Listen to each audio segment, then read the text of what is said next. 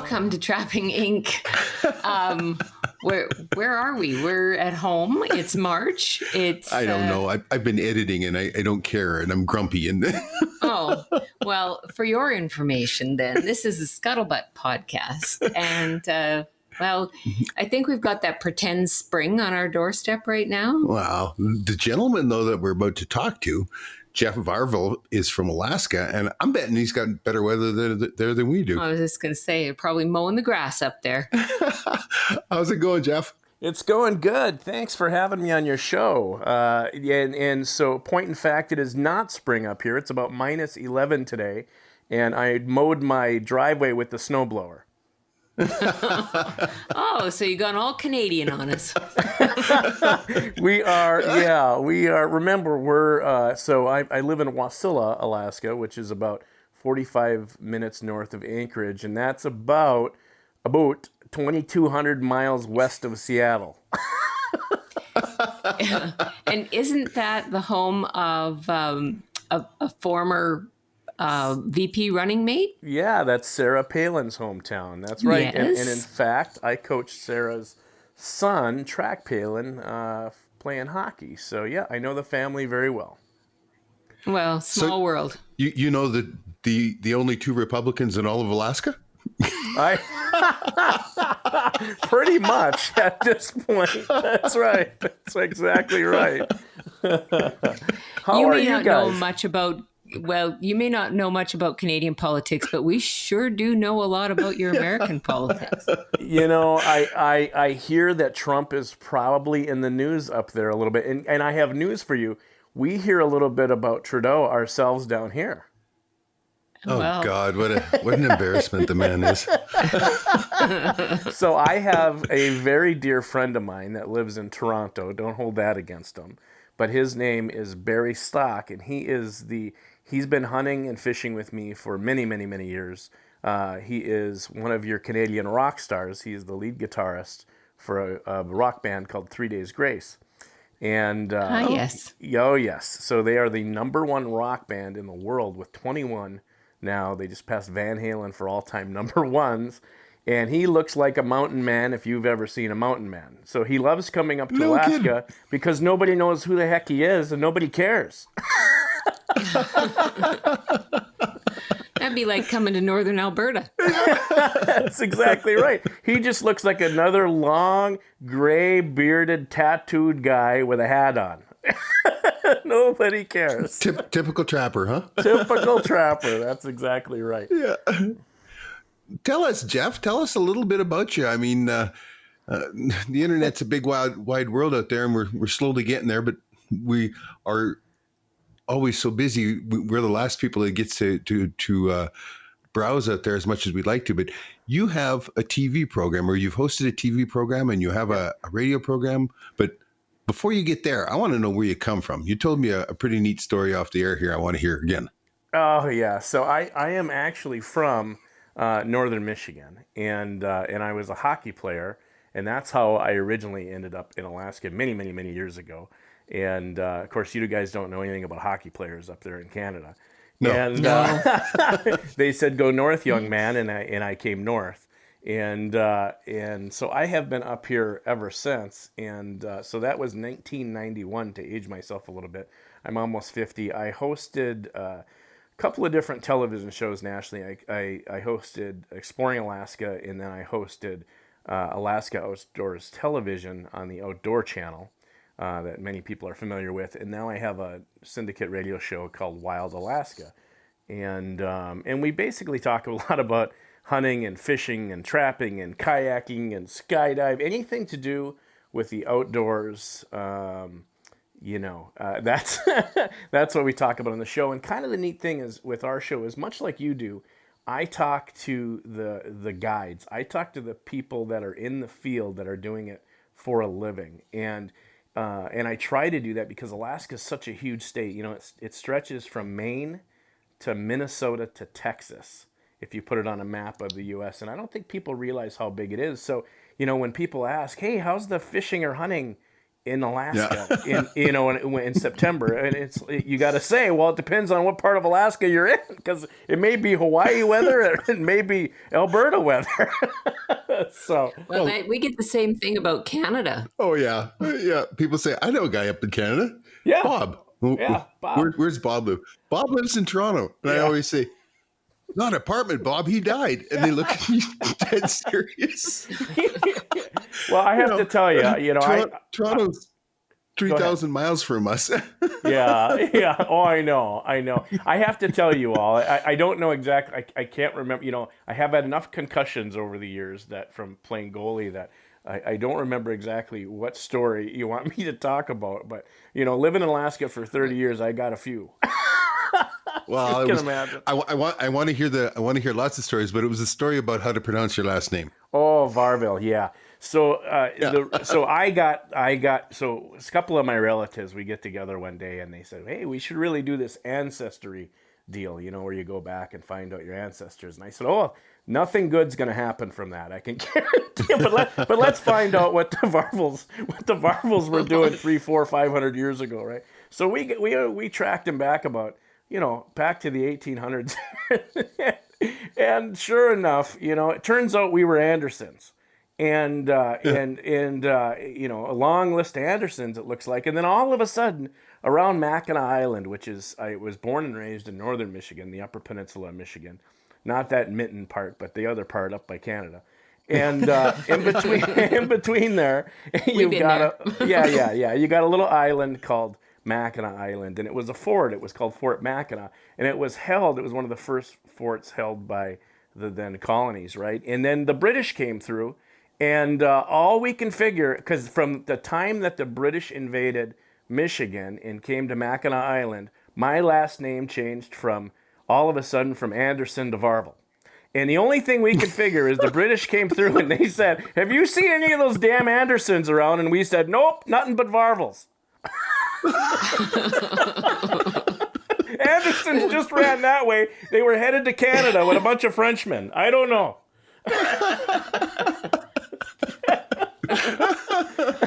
So I don't know. Was Varville a common name, or I think they just made it up. Smith of the day, or what? I think they just made it up. So if you get online, you were talking about getting online. I got in line, and when I first started looking for it, it turns out it's a city in Turkey.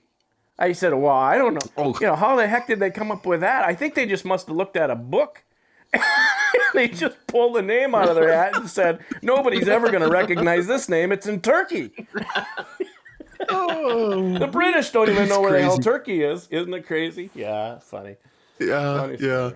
I had a grandfather that was in horses and that in South Dakota. And when he came across the border and became a Canadian, he brought a herd of horses with him. And the deed on the horses was only good north of the border. Yeah. Yeah, sure. Yeah. Yeah. So I can claim to have a fine ancestry of horse thieves and rustlers and that kind of stuff too. Yeah. We all come from someplace. I can't hold that against them. Yeah. I think the statute of limitations is up on the whole Varvil thing, changing our name, so we're probably fine. Yeah. I'm not worried about the horses either. I moved almost 4,500 miles from where I grew up, and unfortunately, the statute of limitations is not up there. So I'll be able to go back to Michigan pretty soon, though. So that's good. Kidding. I'm allowed to go back. Oh, good. Keeping track of whether or not you having your mom check, see if your pictures come down off the post office wall. Or... That's exactly right. Well, it's nice to travel, these days with especially with the coronavirus going around. I'm really, I love going through Seattle, and maybe I'll go into LA and maybe Detroit and any place else I figure I can catch a bug. So we were just laughing that we were. Was it Guatemala or was it Costa Rica when the swine flu was happening? Oh, I don't know. And remember, we had to. The only way you could fly was you had to have had the vaccine. Oh yeah. Remember? And then every airport you're in, they checked your temperature and all that stuff. And wow. Yeah, we were filming for Outdoor Quest TV, the hunting and fishing show that we did previous to Trapping Inc. And this has been, of course, scheduled not to go deep sea fishing. And Yeah, it was the peak of swine flu. Well, Wow. there's always something, right? It just seems like it's always something. Well, I have to tell both of you, I caught onto your show. So my grandfather and his father were trappers, and my father, and it's Cool. just something I didn't pick up as a kid. I'm a big hunter. I love bow hunting and rifle hunting as well. And I got up to Alaska, and I was kind of a kid in the candy store because you got all these different critters to hunt up here, and of course the fishing is fantastic, as everybody knows. It's world renowned. And then somebody asked me the other day. 'Cause I write for a whole bunch of different magazines as well, and one of the kids, he's probably 20 years old, and he said, "How did you get into this? When did you become like the guy when it came to hunting and fishing Alaska, right? When did you become the mayor of Whoville that everybody calls?" And Yeah. I started laughing. I said, "I don't know when the hell it happened." And I guess it's probably like that for all of us, and certainly must be like that for you two, that when people start reaching out for you for advice and asking, and pretty soon you're the guy. And I said, you know how you become the guy is by making a whole lot of mistakes, learning everything the hard way. So you get noticed. Yes, exactly right. You said that's how I became the guy, and so it's very funny that here, 35 years later, that people rely on you, for this information, and I tell you that to tell you this, that I learned so much from your show that about trapping. And so I was able last year to pick up some used traps. A guy was selling them, and I just was fascinated, and I binge watched your show like it was Breaking Bad, for crying out loud, right? I watched every episode in a week. Every episode you had in a week, I was just streaming it, and I thought, man, this is the greatest show. And I'll tell you what, it's kind of like our show. Personalities make a show, and you both have such a tremendous, great relationship and personality on that show. But you're also very humble, and which I should take a note of, and maybe bring that to my show. But you got Wait great. till you meet us in person. yes. So, anyways, I learned such a tremendous amount from you, and I noticed that you also have really the professionals on your show, the guys and gals that do it for a living and that are the experts, and you still learn something new, every single day. And I think that's the greatest thing about hunting and fishing, is that no matter, just when you think you're the guy or the gal, you learn something new from an 18-year-old kid, right? So. Absolutely, and I look forward to that, though. I mean, every day you get out of bed, I think that there's another piece that puzzle that that we all look at as the great puzzle of life, and I think that every day you've got one piece coming your way, right? Yeah, and, for sure. Sometimes you get that piece and have your day done with before we first coffee, but other days it takes quite a bit longer. Yeah. And I have discovered, the more and more as we do it, the podcast, the TV show, and all that, is that everybody has a piece to pass on. And you learn some of the strangest stuff, like you were talking about with the 18-year-old kid setting a Seneca trigger on a Seneca snare. Sure. If you put the trigger in backwards, you don't need the tool. You can use a big nail or a screwdriver to set it. This kid, he wasn't even 18. He was Right. 16 or 17, and he showed that to me. I mean, Yeah. that's the kind of thing. There's always something to be learned from somebody, as long as you are, open to learning, right? Yeah. And I think when you're putting in the time, right, in Alaska is certainly one of those places where it takes, there is no, for the most part, there is no, hey, I'm going to go drive down the street and go fishing, or, I'm going to drive down the street and go hunting for a couple hours and go sit in a tree stand, right? It's an expedition every time you go out someplace. Yeah. And so you want, any tips somebody can give you, those of us that are smart, I would like to think, listen to advice. And I always said it, man, even growing up as a kid, you want to know where the best fishing or hunting is? Ask a kid. You know why? Because they're doing it. They got all summer to do it. They're on the lake all summer. They got the fish named on every single lake. If they're hunting by themselves, like some of us were blessed enough. I grew up, I used, from the time I was 8 years old, 9 years old, I used to grab the BB gun and just walk into state land in Upper Michigan and disappear for 10, 12, 14 hours, and my parents never looked for me, and I was, and I had to be careful. In fact, I'm thinking maybe they were hoping I wouldn't come back. That's what it Yeah, was. I started to laugh about that. They never looked for you. That's a clue, Jeff. That's a Terrible. clue. Maybe my parents were awful. I think now that I'm thinking about it, good Lord. No, I I had think Richard wonderful has a parents. similar story. My brother and I grabbed our 22s and we would walk down the back alley and out of the city we lived in, the city of Grand Prairie, which is now, I guess, 70,000, but back then it would have been 10 or 11,000 people. Yeah. And we walked down to Bear Creek, which runs through the city, and we would shoot rabbits all day long. And as long as we were back by the time the street lights came on at night, everything was fine. Yeah. Oh, that's exactly right. You know what? And we didn't have no GPSs, as you know, or I'm 49 years old. There's no GPSs or cell phones. You didn't go into the woods any farther than you knew your way back, and if you got turned around, you weren't really lost. You were just turned around a little bit. It may take you a were little just extra. taking the scenic route.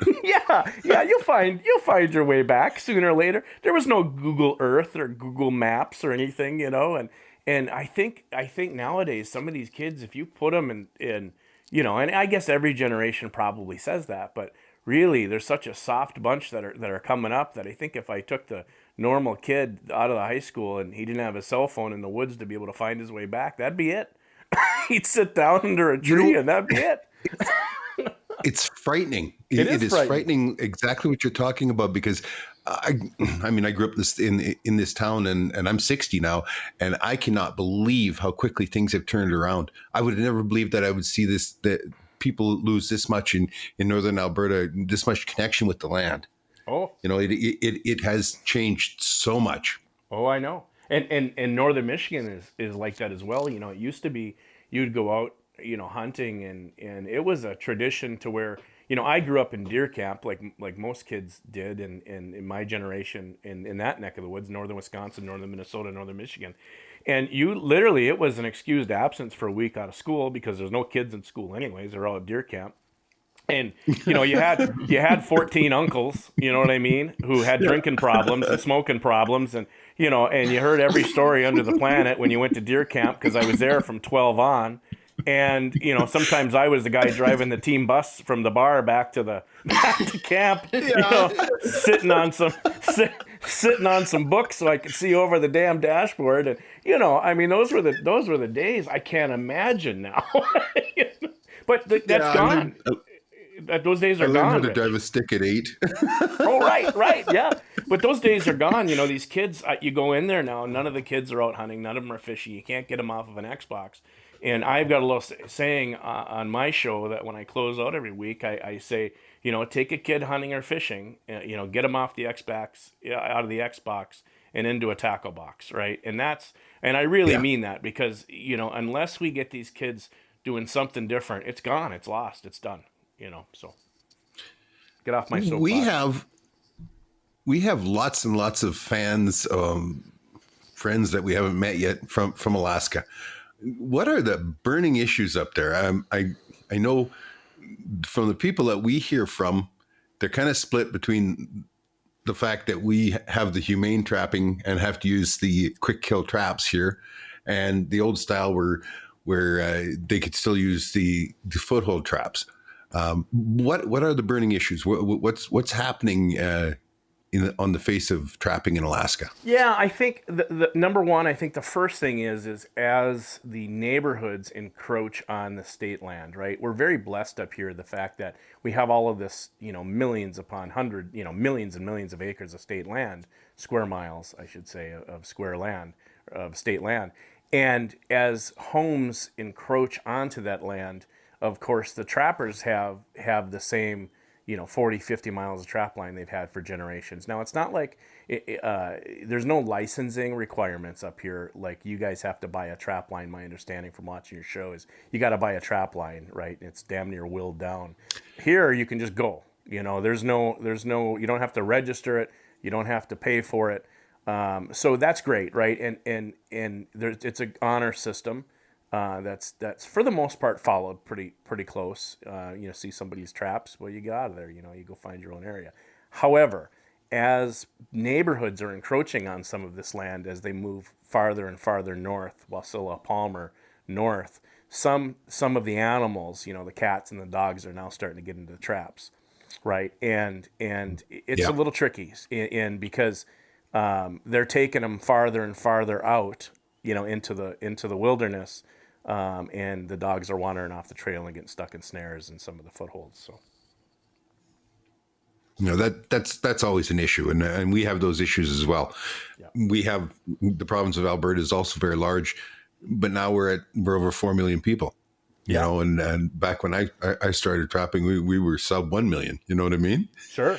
And as far as our trap systems go, all of our trap lines on public land, those are all registered trap lines, and those are what are bought and sold, and you have exclusive rights to the area.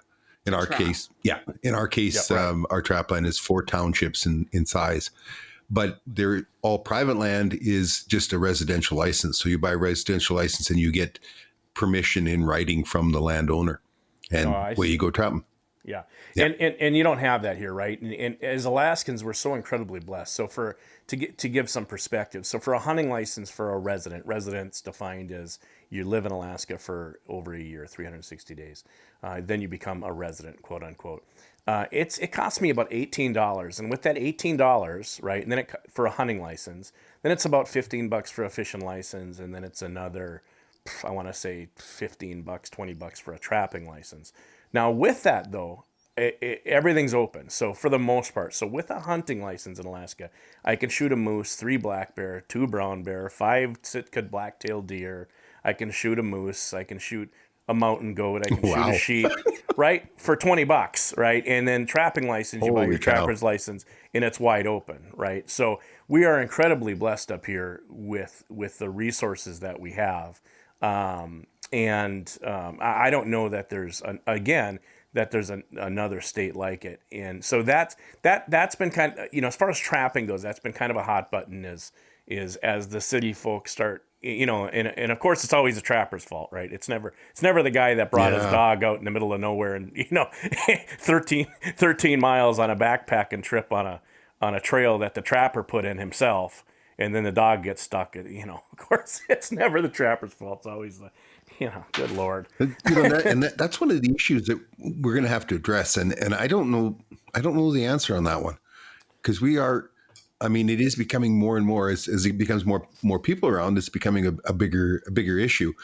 Yeah. I don't know, how do we make people understand that, it is their responsibility. I always start with it like this, but, I talk about, every time, and it happens here in Alberta, somebody's dog gets in a snare or gets in a 330 conibear or whatever, and it's dead, or they rescue it, but it needs, psychological schooling or whatever, right. You know how the people are today with their dogs, right? Yeah. And I always say, well, but how many dogs died today in the cities? How many dogs got run over in Calgary? How many got run over in Edmonton? Those are both cities over 1 million people. Lots of them get run over each and every day. And is it the car's fault? Is it the car driver's fault? Or is it you, the dog owner's fault? Yeah. And of course they all say, well, of course it's the dog owner's fault. And I say, well, the law says that you're not to interfere with traps or trappers in the wild, and you're always supposed to be in control of your dog. But no, now it's the trapper's fault. Well, I'm not sure how we're going to work this one out. Well, it's the day and age where it's always somebody else's fault, right? We take no we as a generation of people take no responsibility, right? And that's the real issue. And until we fix that on many different issues, forget about hunting or fishing, just taking the responsibility. It was a time when we made a mistake and we did something stupid and something happened that we said, well, my bad. Right? Yeah. I'm not going to do that anymore. There was a consequence. Yeah. And now it's always somebody else's fault. And we have a little different situation. So, when you're talking about 3 and 4 million people, remember Alaska as big as it is, right? So, whatever, half of the size of Canada, we only have about 500,000 people that live in the whole state still. 250 to 300,000 people live in Anchorage. And then Wasilla, Palmer, which is north of Anchorage, has about 30,000. And then Fairbanks is the next largest city, is a 7-hour drive north, and that only has about 30,000 people. So, there's a whole lot of nothing out there, and then there's a whole bunch of villages, here and there that have. I can tell you live in the north though. When you give directions, like it's a 7-hour drive north. Yeah, that's right. That's how we travel as well. Yeah, do you? Yes. Yeah. We well, never and it's the talk same. about miles. No, right. Yeah, I have no idea how many miles it is. I know it's 7 hours to Fairbanks. And here's the thing, that, like the show Ice Road Truckers, and you're only half across the damn state when you get to Fairbanks, because there is an ice road that goes to the north slope, all the way up by the ocean. But that's 14, 15 hours on the ice road to get up there where the polar bears live. And I haven't made that trip myself. Polar bears. Good times. Good times. Polar bears eat people, so I'm just going to stick around Anchorage. I drove as far as you can drive in Canada. Did you? Yep, right up to Tuktoyaktuk. And it's when you leave Inuvik, you travel on the ice road. Now since then they've put a all-weather highway in, but at that time that was the last winter for the ice road on the Mackenzie Delta, and you drove and drove and drove. Yeah, I'll tell you what's dangerous about that. Is that ice is pretty smooth, and you think that you're doing pretty good. You could get going way too fast, because then all of a sudden you realize you're on ice when you try to make some of those corners. Yeah, start power sliding a little bit. Yeah. Oh yeah. Well, the last time I drove up, I hauled a motorhome up with me. So I hauled the old family RV up, in a 28-footer, and I got to the border, and I just happened to come through in Vancouver. And I come through, and I had taken a whole bunch of taxidermy from the lower 48 up with me, and so I come through the border, and of course I made sure I didn't have any of the stuff I'm not supposed to have, and some of my mounts were seat belted in. And then I had I had caribou and moose rack on the roof, and I looked like a Far Side a cartoon. I looked like you know what I mean? It was crazy. So anyways, I get to the border, and the Canadian border guard says, "Hey, you got beer in there?" I said, "No, I don't have any beer." He says, "You got anything to declare?" I said, "No." He said, "You got beer in there. I can see it." I said, "I don't have any beer." He said, "I can see it. You got beer right there." And he points, and he's looking at the bear. And it's a brown bear, that's strapped in riding shotgun. He says, "Why you got a bear riding shotgun?" He said, "I hit him with the truck. I'm sorry." I didn't know I had to claim him, and he stopped, and he didn't think that was funny at all. He said, "Come on out." It's about 6 hours later. Got no sense of humor. No sense of humor. Those border guards got no sense of humor whatsoever. So. No, tell them, why do you got a bear in there? Well, I find this a pretty good conversation starter. You got bear in there. I thought he was saying beer, but no.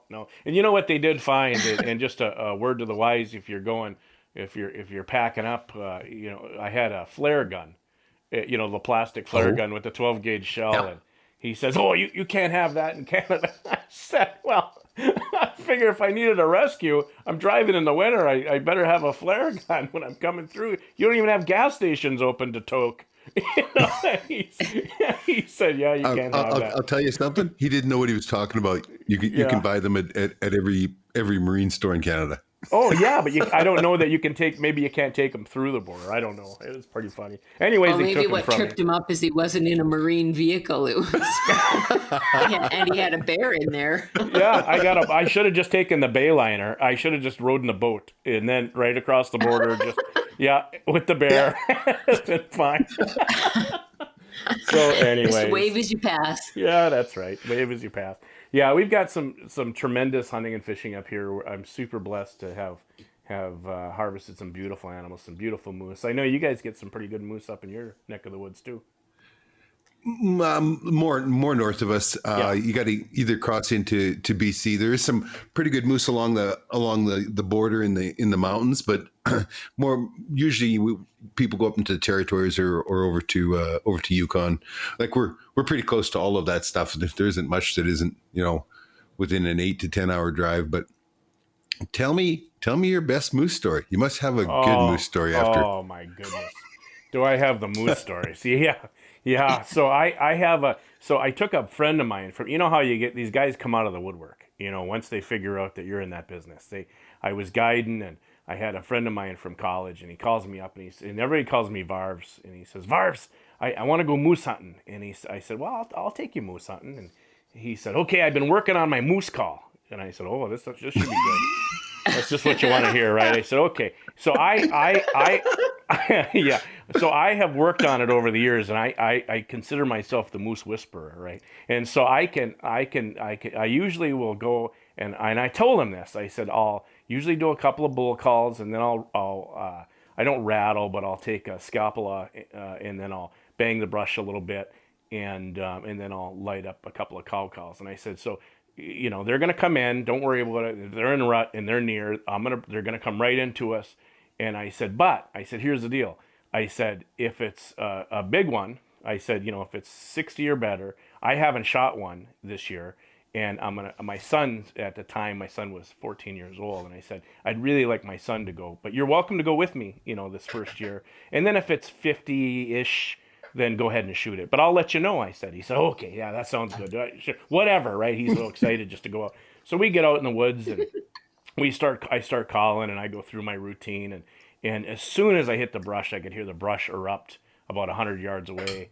And then I hear, whoa, whoa, I can hear him grunting, and I thought, oh, here he comes. So I looked, and he says, you could just see he was excited. And I said, here. So I said, listen, I can't see. It's going to happen fast. I said, so when it happens, I said, if I'll look at one of the two of you. I said, and whoever I tap the shoulder is who's going to shoot it. And he says, well, why can't I? He says, why can't I shoot it? I said, well, we already talked about this, right? If it's a big one, I really like my son to shoot it. You're going to get half the meat. I mean, you got to carry it out. And he says, oh, okay. He said, but I really want to shoot one. And I said, well, we already covered this. And now he's giving me I'm just going to shoot it, right? And I'm like, no, you're not going to just shoot it. My son's going to shoot it. This is a whole free trip. By the way, this is just a buddy, right, from college. And I'm like, oh, my God. And so I said, here's the deal. I said, so it comes out. And now this thing's standing about 25 yards away, broadside, bang in the brush. And he's ripping brush out and tag alders. And he puts his rifle up. And I said, what are you doing? I said, listen, I think that's like, I said, low 60s. I said, I think it's about 62, 63. 4 brow tines on one side easily. And he puts his gun up. I said, just a minute. He said, well, I don't think that's fair. I said, what do you mean you don't think it? We're having this discussion while the bull's standing there looking at it. I said, what do you mean it's not fair? I said, tell you what. I said, how about if I'll just flip a quarter? Is that because I had a quarter? I said, does that make sense? Would that make you happy? And my son's like, yeah, I don't care, whatever, So I pull a quarter in my pocket and I said, call it. This guy gets on one knee and goes, sounds like a dead cat. And this moose looked up and thought, what in the hell is that? And took off running about Mach 10. And I said, I meant call the quarter, you meathead, not call a moose. So heads or tails? And it was tails because that moose was gone. And I never took, he said, well, that didn't go as planned. And that's the last time I took that guy in the woods. It's the greatest moose story I had about the moose that got away. I think that moose is still running. I have a similar story. When I was a kid, I think I was 13 or 14, something like that. And there was a local fellow who was an outfitter, and most of his clientele were all Americans, come up from the South and come up moose hunting. And back in those days, around here, a 50 to 55 inch bull was quite doable. Sure. And he had this Indian fellow, Moberly, his name was. And that guy, oh my God, like if you closed your eyes, you'd have shot him every time he called moose. Like, I mean, he was the most perfect moose you've ever heard. And he had just the greatest sense of humor, He'd talk about they had the outfitter's nephew was there, and he was guiding, and he was 20 and knew everything, right? And old Mr. Moberly would say to me, he says, "Oh, that guy," he says, he couldn't track a moose down the muddy road, and that kind of stuff, right? Yeah. So we're there, and in comes this crew, and they're. I was going to say that they're from down south because they had accents, but that's not limiting it much. Right. I think they were like Kansas or something like that, right? Right. Anyway, they're really, really excited. And so everybody's in high spirits the first night. You get into camp and everything, check the guns, and it's dark. So they sit around and have a few beer. Well, in those days, there was no such thing as having any American brands up here. It was all just Canadian beer. And of course, Canadian beer has a bit of a record of being a little stronger, of knocking people a little bit on their butts if they're not used to it. Yeah. And these guys got into it pretty good. We poured a couple of them into the tent by the time 10 o'clock rolled around. The next day we're out there, and the beer had another effect on them, and none of them could keep their pants up or keep away from the outhouse for very long, right? right, yeah. So, Mr. Moberly, he's calling away, and we're sitting on this ridge, and both him and I know there's big bulls there because we've been seeing them for days, and he's calling, and every few minutes the client is running over, and he's dropping his drawers and making the most god awful noises, and Moberly is saying like, "It's just, I don't know if we can call a moose in against that." You know what I mean? Right. But damned if he doesn't. He calls it a moose, and right there, and he tells the American, "Yeah, you should shoot it. You should shoot it. It's a good bull." And it was 55 inches anyway, something like that. And he goes, but it got up, and you just see his face go white. He slowly sinks down, and he pulls his pants down as he's sinking, and never did he get a shot of the moose. He had his pants puddled around his knees, and as the moose walked off. Oh, that was a great story in that camp for a lot of years. Oh my goodness, yeah, that'd have been funny. Yeah, I've seen it all. I mean, I have literally seen it all over the years, and we were out last year on our I do one fly out a year, and we've been going to the same spot for 20 years, and we fly into this beautiful little lake. That's kind of our lake, right? I call it my lake. It's not my lake, but it's a state lake. But we fly in there, and on the last day this year, we wanted to do a video for the website, and I wanted to do something funny, just my sense of humor as well, like yours, and so I did instead of the here fishy, I was really quiet, and I have the video on our website, which we'll get to, and I said, "Here, this is the best moose call I got. I'm going to give it everything I got." And then I said, "Here, moosey," and I'll be damned if 30 seconds later a bull didn't walk out of the brush while we're filming. And one of my buddies said, "What, are these the dumbest animals on the planet? I mean, good Lord." I said, "Yeah, I don't know what I got. I just got some moose sex appeal in me, I guess. My voice. I don't know what it is. I can't turn it off." So, yeah, it's pretty entertaining. That's really it's one of the things I enjoy the most is moose hunting and now trapping. Like I said, the thing with trapping is it's like having to learn all over again, right? Just when you get good at one thing, you move on to something else. And I by no means am going to set up a 40, 50, 70 mile line like you guys do. I'll be happy with 10, 12 traps out there. Just something to check on.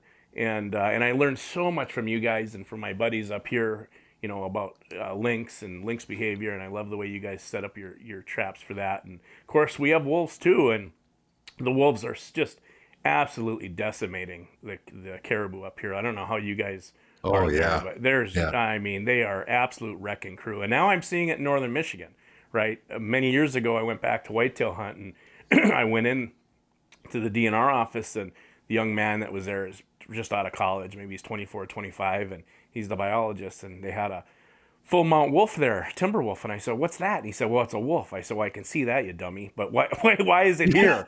And he said, "Well, we're reintroducing him into the UP." I said, "That's a terrible idea. We just spent 100 years trying to get rid of him."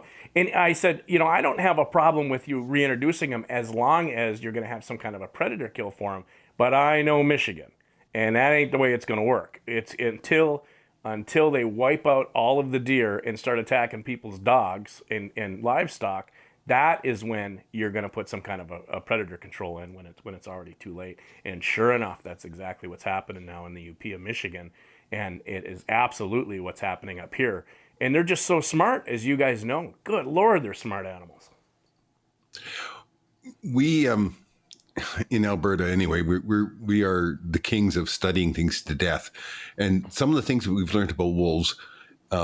4,000 wolves. It takes 20,000 ungulates to sustain that ungulate population and feed 4,000 wolves. Yeah. That's without any other stress on that ungulate population, just to feed those 4,000 wolves.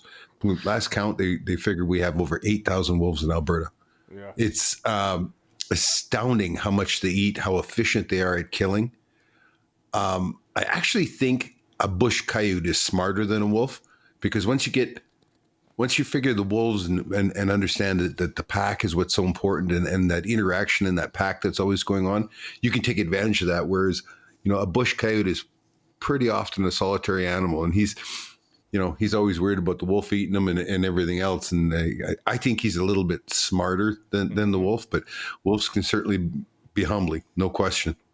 Yeah, the wolves up here, and they're, to your point, they're absolute killing machines, and they are not a dog, right? And people that don't understand them associate them with dogs and trapping, gets a bad light from some of these folks that don't understand what a wolf and a wolf pack. I have been up on a mountain, and the only time I see them in the wild is when I'm up on a high ridge someplace and they're traveling across the tundra, right? Because they're so smart. Usually they're nocturnal up here. You very rarely see them during the daylight, and when you do, it's when they're after a herd of caribou or sheep. And I have seen them in the tallest mountains that you think that only a billy goat could go up, and I have seen them on the flattest tundra. And I have watched a pack of 16 to 18 wolves, somewhere in there, pull down 14 caribou out of this massive Mulchatna herd, 200,000 strong, and eat 2 of them, and just leave the rest. And as they teach their pups how to hunt, they'll pull the entrails out or maim them.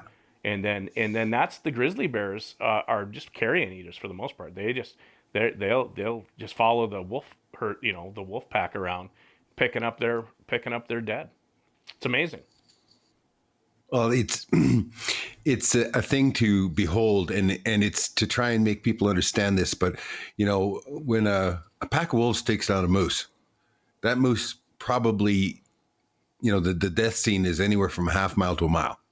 Oh, yeah. And, towards the end of it all, he's dragging his entrails, he's stepping on his own entrails and all that. Yeah.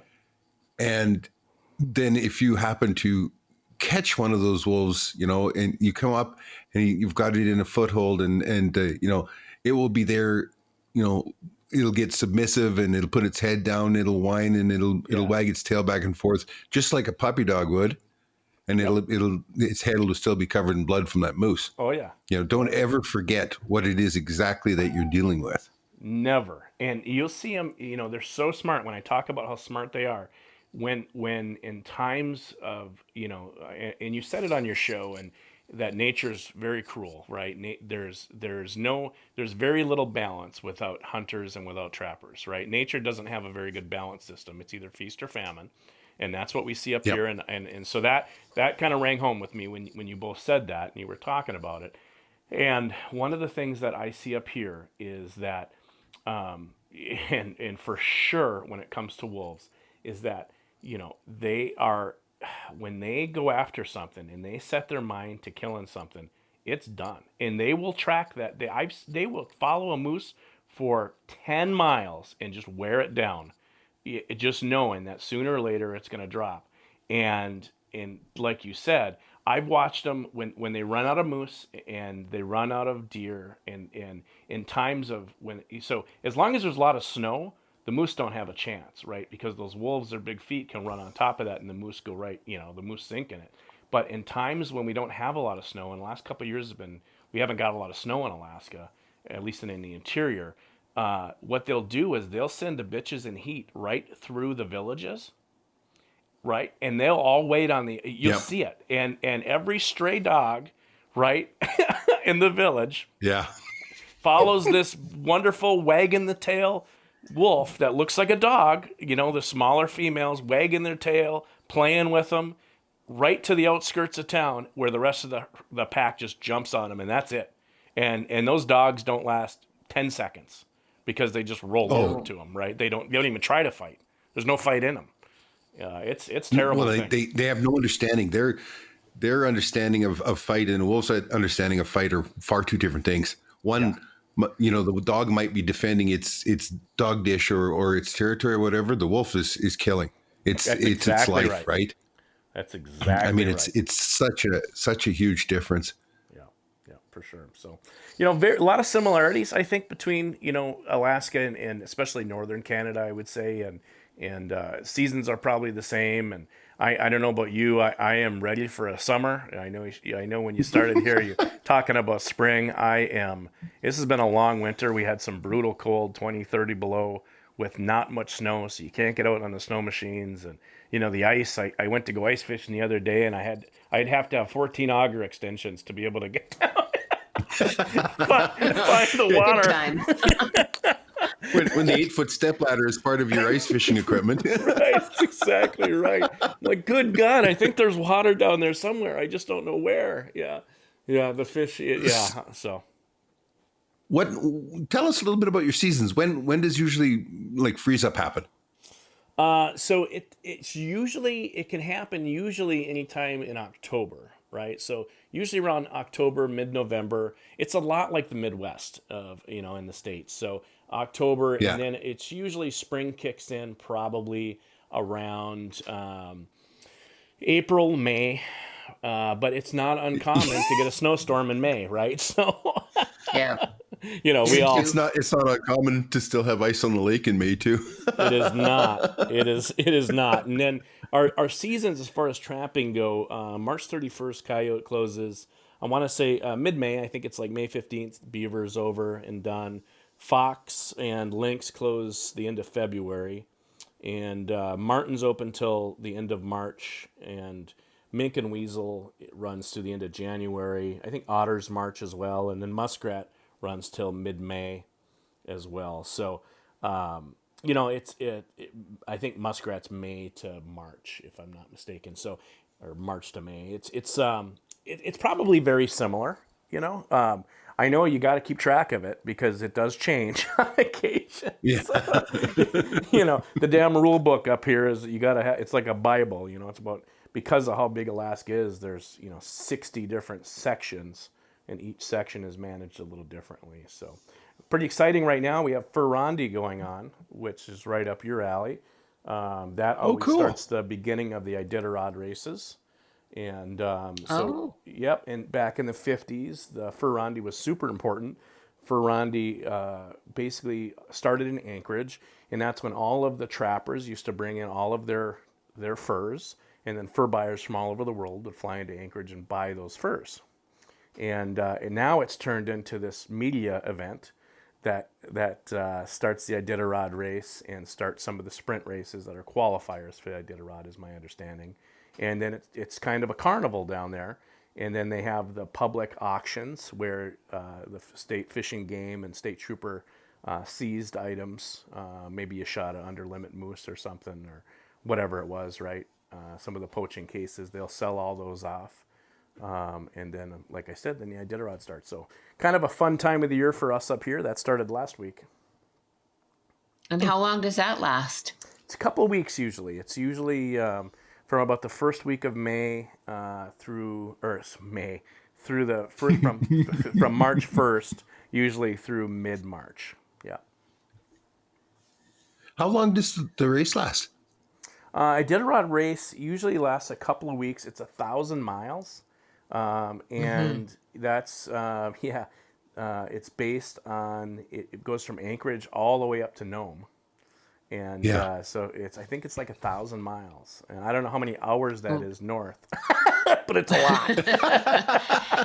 Well, is it by dog or? Dog sled hours, car hours. We've actually had some very well-known Canadian mushers that have taken part and been.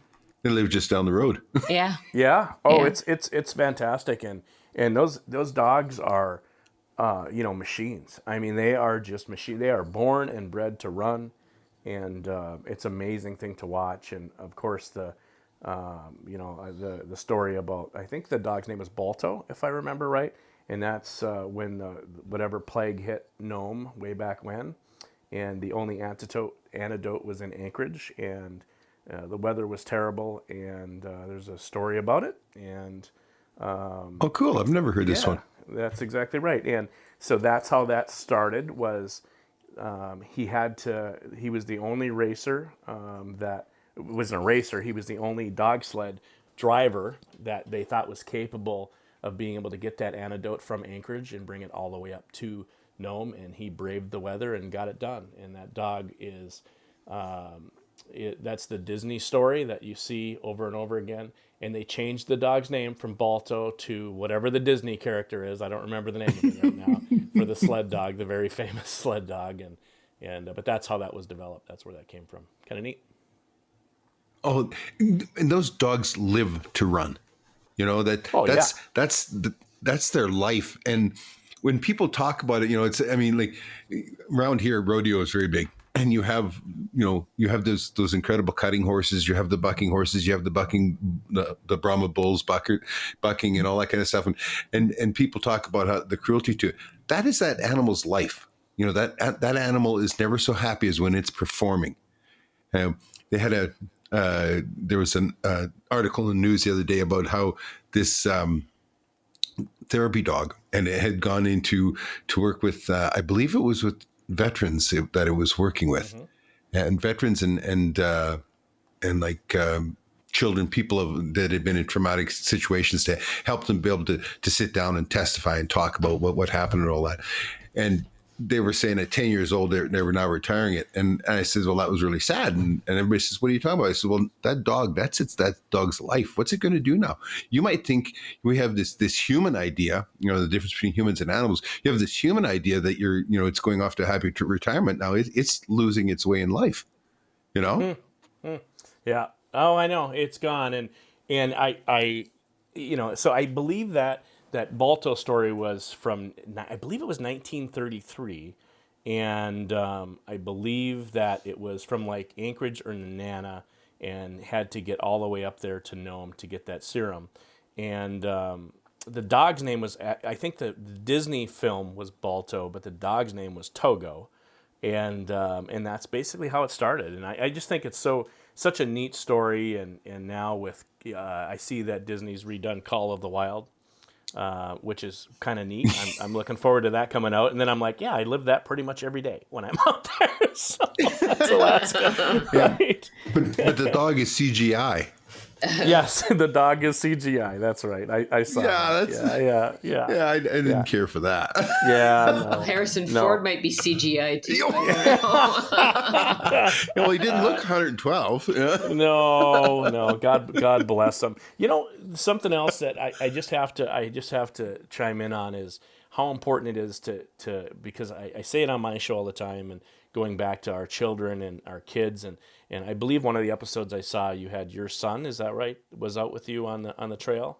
Yep. Was that your boy? Yeah. And you know, I'm so incredibly proud of my children. I have 3 kids, and my oldest boy is a police officer up here. He's a parole officer now for the state. But you know, those kids never for 1 second wanted to hang out in a mall on a video game, right? They would always want to be out hunting or fishing with dad and the family. And that is just, you know, the time, I always tell everybody, the time you put into your kids when they're young is well spent, because that's going to be a lot of attorney money you're not going to have to spend in the future. A lot of time on the therapist's couch. Yeah. Well, it's the same for us. We've got 3 children as well. And our daughter, I think she kind of shocked her in-laws because there was a coyote out in the front yard. They ranch over in the province of Saskatchewan. So 8 hours drive from here. Right. There you go. And there was a coyote out in the yard. So she went and got her gun, and she was out there in her pajamas on the deck shooting this coyote. Her mother-in-law was just looking at her like, okay, you fit in. That's good. Right. Why wouldn't you? Yeah. And that's my kids. You know, my I was talking a very dear friend of mine. His name is Jim Teeny, and of course Teeny Nymphs and Fly Rods and world renowned fly fisherman and kind Yes. of the Yes. legend, right? The man, him, Lefty Cray, and those are the guys that I've been able to fish with over the years, and guys that I consider my friends. And we were out fishing with my boy and my daughter, the same thing, and by the time my kids are 12, 13 years old, they're very, very good with a fly rod. And I'm so incredible. My daughter, she's in grad school now, back in lower 48, and she just said, just 2 days ago, she said, "Dad, I can't wait to come up this summer and go fly fishing." And I thought, well, that's pretty cool that your 21-year-old daughter wants to come back and go fishing with you. Right? Yeah. Yeah. Yeah. And she said, "But That's Dad, pretty cool. I want to bring my boyfriend, and he's not a very good fisherman. Is that okay if I bring him along?" He said, "Yeah, sure, I guess. As long as he doesn't bring a can of worms and a spinning rod, I guess it's okay." So anyway. It's funny though. I mean, the whole world today, I mean, everybody, you talked about how nobody ever takes responsibility, but nobody thinks things through or does the common sense thing anymore. And there's whole industries that are, have sprung up around how to raise your kids in today's world. It's easy. It really is. For us, raising kids we were poor. All we had was Yes. time, and so they got all the time. It was so simple, and it was easy to raise kids because you did everything together. It wasn't like I was off with the guys golfing or whatever, and Sandi wasn't out with the gals, and we were throwing the kids off the deck into the snowbank in the backyard, or we were out burning a wiener, or we were getting a load of firewood. It was easy. You just spend time with them, get to know them. And that's all kids need. That's all kids really want is your time, and and hunting and fishing is like that. I guess anything, trapping's probably the same. You either have time, or usually you can have a lot of money, right? And that makes things a lot easier when it comes to hunting, because if you can fly into where there's nobody else, well, that's easy. But really, the only substitute for money is that time. And so if you put in a lot of time hunting or fishing or trapping, you're going to be able to do just as well as somebody with a whole bunch of money that has a helicopter to be able to get you there, right?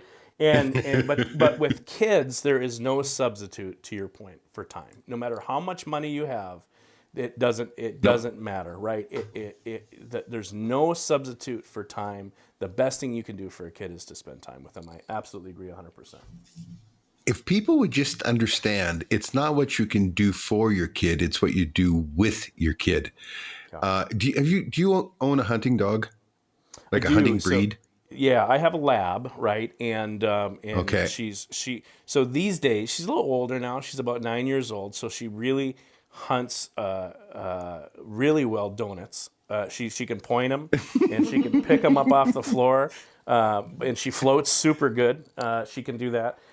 So she's yeah. So I've got labs. I always had short hairs, right? And my dad raised short hairs. I got short hairs, and I remember putting some time in to train that short hair. And my dad caught me trying to train my short hair, and he said, "Jeffrey, what are you doing?" And I said, "I'm training my dog." He said, "That dog's been bred to hunt for the last 300 years. All you're going to do is screw him up."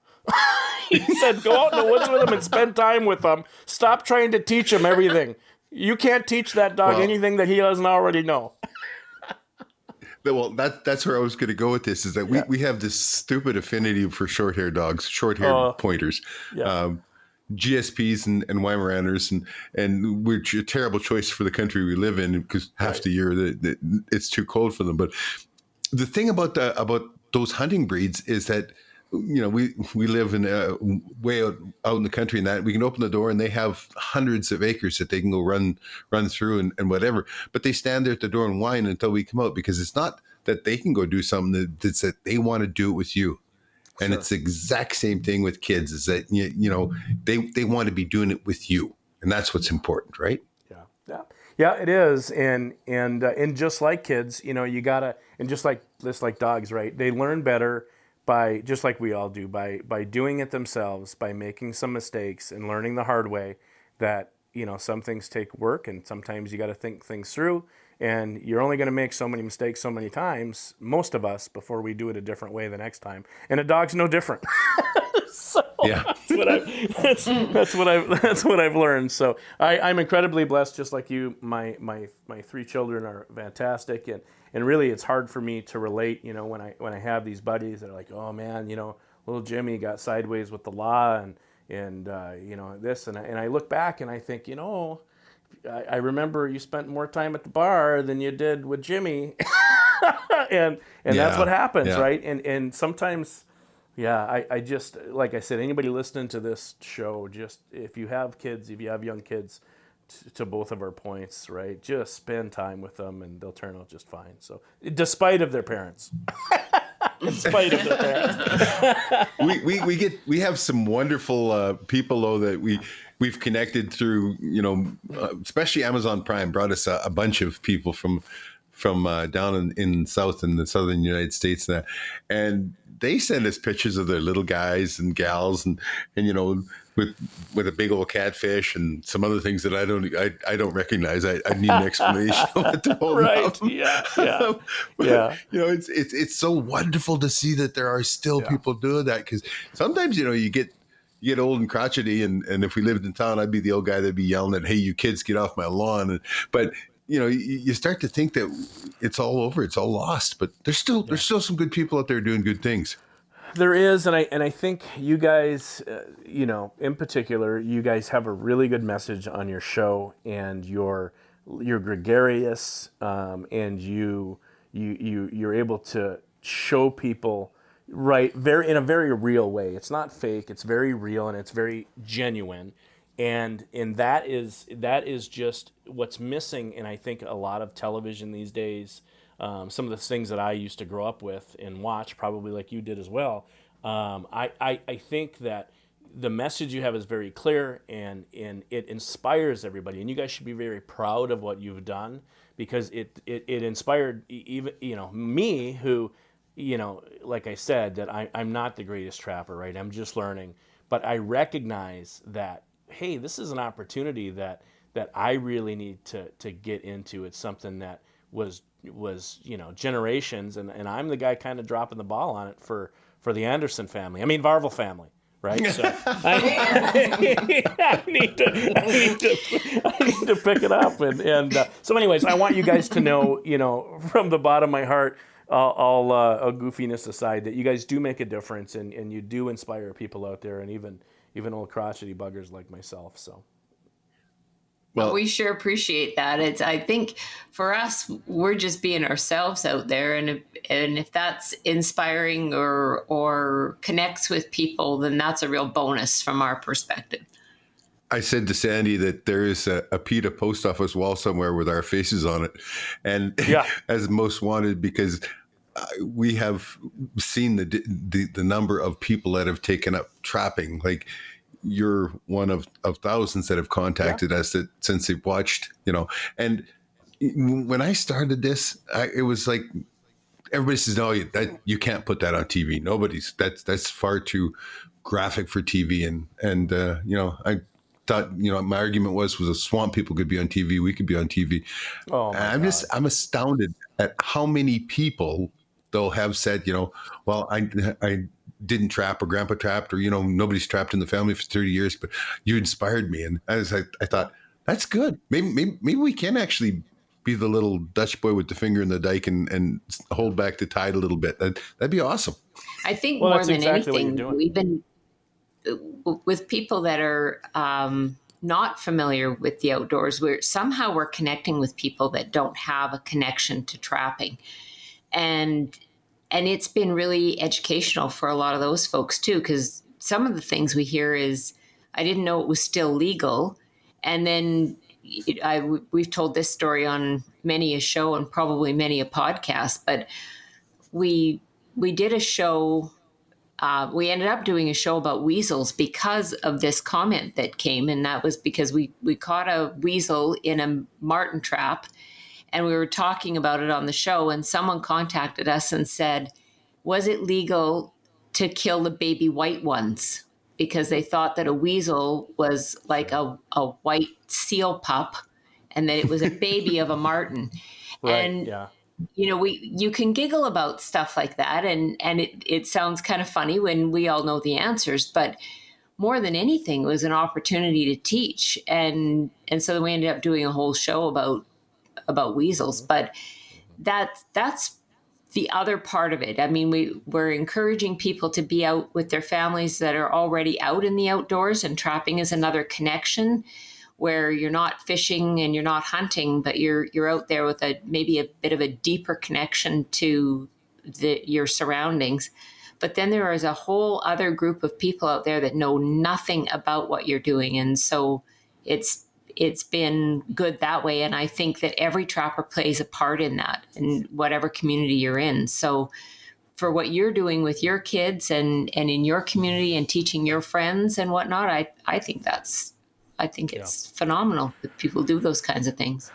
Yeah, I guess the thing with the radio show and both the TV show too, there's so many fake shows that are on. When you talked about swamp people, right? But for me, it's the Alaska bush people, right? I just want to punch somebody in the face every time. Oh my goodness! Because it's completely fake and it's completely. But then you have a reality show like The Last Alaskans, right? And that show talks about the last 7 permit holders in a national wildlife refuge, right? With that how they live and how they trap, and it's a wonderful show filmed in northern Alaska, and it follows these 5 of the 7 families that have these permits to have their cabins, and then the Park Service owns them now, of course. So once their children die, the Park Service will burn them to the ground, right? But they've been trapping up there for 100 years, and I think that those are the kind of shows that hold people's interest, not these the fake reality shows are what they are. But the genuine shows make the difference for most of us. And here's the other thing that I learned, and something for you as well, just to take maybe a piece from, is when I first started doing the TV show and the radio show as well, I always wanted to show everybody what I was doing, like the end product, right? And that's not necessarily what's important. It's a lot of the planning stuff that they don't know how to do because they didn't have a dad or a grandfather to show them how to do that, especially with the single parents that are out there these days. Some of the inner cities in the United States are 60 to 75% single parent households, sometimes only moms. And so where does this kid learn how to do that stuff? They can't. So I'll give you an example for your show, right? When you talk about, how to set, no, I'm just going to use my dumbass as an example, right? You're showing all of, and how you're setting up traps and doing that. Hell, I never set a conibear trap before in my life. I thought, I don't know how to set one of these things. It's like a Chinese finger puzzle to me. I had to. Well, let me tell you, it can be. I know, and so even I watched every single one of your episodes, faithfully, and like I said, I'm a big fan of both of yours. And I just waited. I'm like, well, sooner or later they're going to show me how to set this thing. But you showed it unsetting them a lot. But I finally, I think one episode I finally got you to set one with the pliers, and I think you were using a if I remember right, one of those squeeze caulk guns to be able to set it. Okay, right? Yeah. What do you think I did? I went out and bought a damn caulk gun. I said, I ain't caulked anything in 20 years, but maybe that's the way you get this finger trap to work. I don't know how to do it, but that's the thing, right? Don't overlook that basic stuff, because that's what people are paying attention to, because nobody taught us. So just something that I've learned, from my show over the years. I show how to cast, when we're fishing rainbows, I show how to cast and what fly I'm using, but I never showed anybody how to tie the hook on. I just thought, well, everybody knows how to tie a fishing hook onto a line. Yeah. No, they don't. Nobody's ever taught them, so anyways, just for what it's worth. No, I understand, and I appreciate those comments, because that's just stuff that you don't even think about. Like, we get all kinds of comments time and time again. Well, I saw you set that trap, but you didn't take the safeties off. Well, yeah, I did, but my thumbs do that on their own. I don't have to look at them. You know what I mean? Right. Yeah. And so when you say that, I go, safeties? What the hell's that? What? What safety? What? They got a safety? Yeah. Maybe the traps I bought have all the safeties off of them, because the trapper was 112 years old and he didn't need any damn safeties anymore, right? that's the kind of thing that how would we know, right? And so it's just very interesting. When you do it long enough, you just take some stuff for granted, right? And to the guy or gal who's just getting into it, we're not going to know that. So, anyways, that's very good to point out, and we stand properly chastised. I know. Thanks for having me on your show. Tip your servers. Good night. Thank you. Mental note: we don't need to talk to any more of these guys from Alaska. Right. Freaking know-it-alls. Maybe I could talk about how I boil water on top of the stove as well, because that's and not to be facetious about it, but it's amazing how many shows that we do when we're around the cabin doing whatever it is that we're doing, and those are big numbers for people us. Are fascinated with the life that just the living out there, right? Sure. I have a place. We have the same type of thing, and people just don't have any idea. I mean, it's just so far out of their not being able to turn on a faucet and get water, or having to haul in propane, or whatever the thing is. Finally, just on our moose hunting trips, just this last maybe 3 years ago or 4 years ago, I finally got one of these really nice Cabela's. I'm on the Cabela's Pro staff. I'll plug them a minute here, but I bought one of these Cabela's 8-man tents, which means 4-man tent, right? But it had the wood stove in it. Oh, that's a life changer. Really friendly for men tents. Oh yeah, you're right. But it had one of these wood. It's the Outfitter one with the wood stove. That's a game changer, boy. When you can dry your stuff out with a wood stove at Moose Camp in Alaska.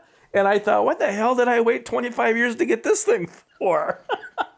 So, you hear the little boy inside you talking about how you're getting soft and old, don't you? I do. Yeah, I know. Well, that's exactly what's happening. Yeah, I know. I want to be dry at the end of the night. I don't want to put wet socks on again in my tough boots. Yeah, I paid the price. I like shot being warm. Yeah, that's right. And you know what we do then is when we don't shoot something, we say, "Oh, that's okay. It was a good camping trip.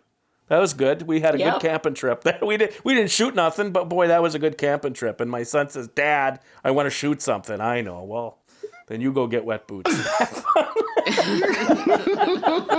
I got enough moose in my freezer from last year. Call me. I'll help you pack it out. As long as it's next to the road and I get the 4-wheeler there, it's fine. Anyway, well, you guys have been great. This has been awesome. Do you want to give us a quick little talk about your radio show and your websites and how people can get a hold of you, and maybe they can find maybe their long lost ancestors, Andersons. The Anderson. Yeah, just download the Anderson Tinder app, and you can find me on. No, I'm kidding. I'm not on there. No, I'm not. No, I'm kidding. So the show is Wild Alaska, and you can look me up. You can look up my name. You can just Google it, Jeff Varvil. I apologize if there's any pictures on there that are inappropriate, but most of them should. I should have most of my clothes on and most of them, so that'll be fine. But my Kenai, Kenai is how you say Kenai. So it's mykenaifishing.com. You can get all of my podcasts, and then of course I'll plug our old show, which was Alaska Outdoors Television. It's still being filmed. Tim DeLarme is a producer, and my good buddy Rob Stone is hosting that these days. One of the hosts for that, and it's a wonderful show, and you can find that on the History Channel. And that's my plug. And like I said, you guys keep on doing what you're doing. I'm so incredibly blessed to meet the people that I meet in this business, and thank you so much for passing all that knowledge on to me. And what's really cool is it'll keep giving, because I'll pass this on to my kids and my grandchildren. So, well, that's awesome. Are you going to go back to the old home state for the National Trappers Association? It's in Kalamazoo, Michigan this year. Kalamazoo, so that's Kalamazoo is in Lower Michigan, so that's down by the. Yes, I know it's the southerners, but yeah, and we don't go below the bridge very often. My dad used to say that the trolls live under the bridge, right? So don't go below the bridge. The trolls down in Detroit and Pontiac and Flint lived at, so don't go below the bridge. So. I don't know when is it. I'd have to see when it is, but yeah, I think that'd be kind of fun. Around the end of June. Yeah, no. The answer is no. It's a 36-hour drive for us. Yeah. It's Yeah. and I'm going to go. Actually, it's going to be 40 hours because we're going to go across the bridge because Sandy's never been across the Mac, and I have many times. I've told her about going across in the big winds and that kind of stuff. And maybe she'll see a troll. Yeah. Hey, you all sound like you're Norwegians. You got trolls under bridges. That's well, it's I'll just tell you, I'll tell you, the first time I went down there, I had a buddy going to college down in Michigan State, and he said, whatever you do when you come down to visit this weekend, the first time I went down, I was about 16 or 17, and he said, he was a little older than I was, and he was in college, and he said, don't give your car to any valet parking. I said, why? He said, because there is none. He said, they'll hand you a ticket. He said, these street smart guys will hand you a ticket. And he said, then they'll take your car and then you got to explain to a Detroit cop why you're holding the number 46 and you gave the car keys to some guy you don't know. Park your car, sir. The weirdest thing was the first time I crossed the Mac. And you get south. I was coming from the north, go south. When you get there, it's like you travel through time or something, or to a different world because it's always Christmas on the south end of the Mac. Yes, it is. Yeah. Well, here's the good news for you. If you just keep going far enough, you'll hit Windsor and you're home again. Yeah. I don't know. I don't know if I could call Windsor home. Well, if we don't. If we don't get a chance to see you in Kalamazoo, we'll have to do this again. We're always out traveling around. Maybe we'll get to meet face to face one day. But I'd sure like to have you here again one day, Jeff. And it's been a pleasure, sir. Yeah, you guys too. And like I said, anytime you'd like to have me on, I absolutely love your show, and I'm a big fan, and I look forward to the upcoming season. And I'll just tell you that June, July, and August is fishing, and really June through October is hunting season up here, and you're not going to pry me out of Alaska. So that's true. You know what I mean? That's true. It's like trying to get you guys to leave in probably January or December. Probably don't happen that often if you guys are on the 1st of November. To the end of March. Yeah, we stick pretty close to home. Yeah, well, I'm the same way, for the summer. So thanks for having me. And anytime you guys stay in touch, and on one of your next coming up episodes that you guys are filming, show me how to set one of those conibear traps, and we'll be good. Oh, we will do that. We might even just do a YouTube and put it up there. That's right. It's been a pleasure, man. And, okay, and thank you for everybody for listening again, and maybe we'll see you down the line. Everybody for